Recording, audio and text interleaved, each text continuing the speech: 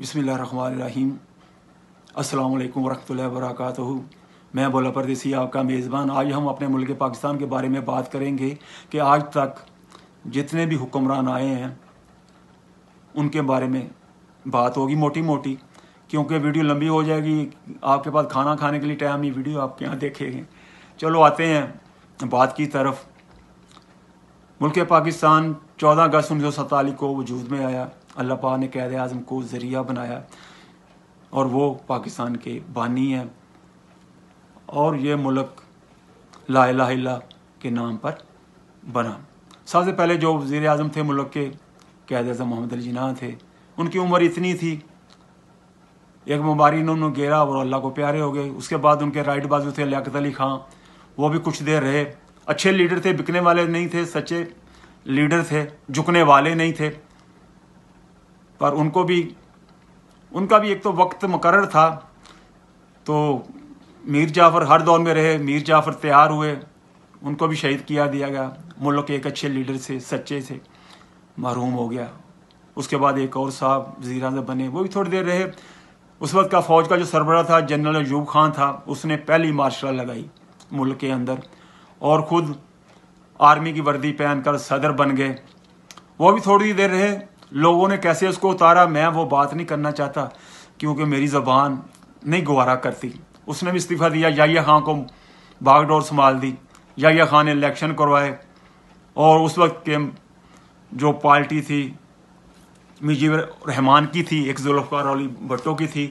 मुजीबर रहमान जो है अवामी पार्टी थी गालिबन उसकी, उस वक्त वो वजूद में पार्टी आई, बड़ी अक्सरियत से जीती, पर उसको गवर्नमेंट नहीं दी गई, हुकूमत नहीं दी गई, उसको वज़ीर आज़म नहीं बनाया गया। उसका जो हक बनता था वज़ीर आज़म बनने का नहीं बनाया गया।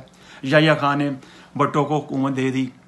भुट्टो ने ऐलान कर दिया, नारा लगा दिया, तुम उधर हम इधर। 1971 में जंग लग गई, इंडिया ने इससे फ़ायदा उठाया और बांग्लादेश पर कब्ज़ा हो गया।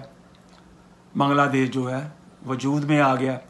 उसके बाद इंडिया ने एक और जो हमारे साथ ज़्यादती की, उसने बांग्लादेश की वाम के अंदर पाकिस्तानी मिलिट्री की और पाकिस्तानी वाम की नफरत डाल दी।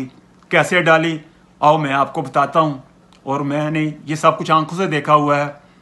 उस वक्त की जो एजेंसियाँ थीं उन्होंने अपने मुल्क के लोगों को या अपनी फ़ौज को पाकिस्तानी फ़ौज की वर्दी पहनाई और हमारी माओं बहनों बच्चियों की इज्जतों को बांग्लादेश में लूटा गया और नाम लगा दिया गया कि पाकिस्तान की फ़ौज ने ये काम किया है, पाकिस्तान की अवाम ने यहाँ काम किया है। आज तक तारीख के अंदर ये चीज़ दर्ज हो चुकी है, बच्चे बच्चे के दिमाग के अंदर ये चीज़ बैठ चुकी हुई है कि पाकिस्तान की फ़ौज ने हमारी साथ ज़्यादती की, अवाम ने ज़्यादती की। ये बात बिल्कुल गलत है, मैंने आंखों से देखा है। ये सब को जो हरकत की थी ये इंडिया की एजेंसियों की हरकत थी कि बांग्लादेश जो है पाकिस्तानी अवाम से नफरत करे, वहाँ की फ़ौज से नफरत करे। तो आज बच्चा बच्चा जो है बाहरले मुल्क में रहता हूँ, हमसे बांग्लादेश के जो यंग जनरेशन है हमसे नफरत करती है। जो 50 साल 60 साल के बूढ़े हैं वो हमसे प्यार करते हैं। मैं अभी भी आपको कहता हूँ बांग्लादेश की अवाम को कि मैंने अपनी आंखों से देखा है और सुना है। ये नफरत डालने के लिए आपके दिल के अंदर जो है ये काम किया गया। हमारी पाकिस्तान की अवाम अभी भी आपसे मोहब्बत करती है। आपको अगर कांटा भी झुकता है ना, हमें तकलीफ होती है। नहीं तो कभी जमा के देख लेना, हम कल भी आपके थे, आज भी हम आपके हैं। जुल्फ़िकार अली भुट्टो ठीक था, उससे गलतियां हुई पर उसको सजा मिली। गरीब की हाल लग गई, उन बच्चियों की जिनकी इज्जतें लूटी गई उनकी हाल लग गई। जुल्फ़िकार अली भुट्टो को ज़िया-उल हक मारने वाला कौन होता है? वो ज़रिया बना, निज़ाम ऊपर से चला। अल्लाह जिसको मारने पे आ जाए कोई बचा नहीं सकता, और जिसको छोड़ने पे आ जाए उसको मार नहीं सकता। ज़िया-उल हक की तो अपनी ज़िंदगी मौत जो है अल्लाह के हाथ में थी। अल्लाह पाक ने इंसान के दुनिया में आने से पहले उसका हर चीज़ जो है उसकी तय कर दी है। कितना उसने रिज़्क़ खाना है, कितनी देर से यहाँ पे उम्र होगी, कहाँ मरेगा, कहाँ उसको कब्र नसीब होगी, ये सारा अल्लाह ने लिख दिया हुआ है। तब तक इंसान दुनिया से नहीं जाता जब तक एक दाना भी ना खा ले।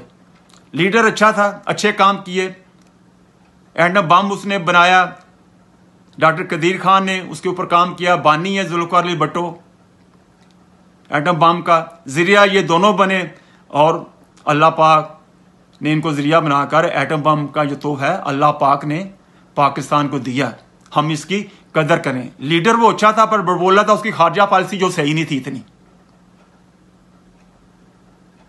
ساری دنیا اسے ڈرتی تھی. ہی از گریٹ لیڈر، آنکھوں میں آنکھیں بات کرتا تھا ڈال کر.